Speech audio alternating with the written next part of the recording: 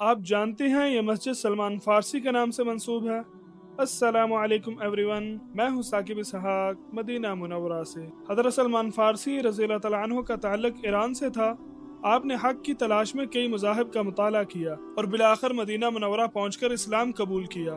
آپ نبی کریم صلی اللہ علیہ وآلہ وسلم کے خاص صحابہ میں شامل ہو گئے۔ 5 ہجری جب غزوہ خندق پیش آیا، مشرکین مکہ اور ان کے اتحادیوں نے مدینہ پر حملہ کی منصوبہ بندی کی۔ مسلمانوں کی تعداد بہت کم تھی اور دشمن کی تعداد تقریباً 10,000 تھی۔ جب نبی کریم صلی اللہ علیہ وآلہ وسلم نے صحابہ کرام رضوان اللہ تعالی علیہم اجمعین سے مشورہ کیا کہ اتنے بڑے لشکر سے کس طرح بچاؤ کیا جائے، تو حضرت سلمان فارسی نے فرمایا، یا رسول اللہ، ہم ایران میں جب کسی بڑے دشمن سے سامنا ہوتا تو شہر کے گرد خندق کھودتے تھے تاکہ دشمن اندر نہ آ سکے۔ یہ تجویز عربوں کے لیے نئی تھی کیونکہ وہاں خندق کا تصور نہیں تھا۔ نبی کریم صلی اللہ علیہ وآلہ وسلم کو یہ رائے بہت پسند آئی اور فوراً عمل درآمد شروع ہوا۔ خندق تقریباً 5 کلومیٹر لمبی کھودی گئی۔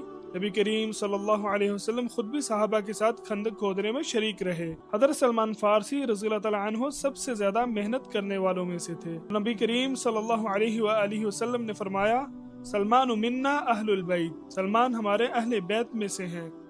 یہ ایک بہت بڑا اعزاز تھا جو رسول اللہ صلی اللہ علیہ وآلہ وسلم نے حضرت سلمان کو عطا فرمایا۔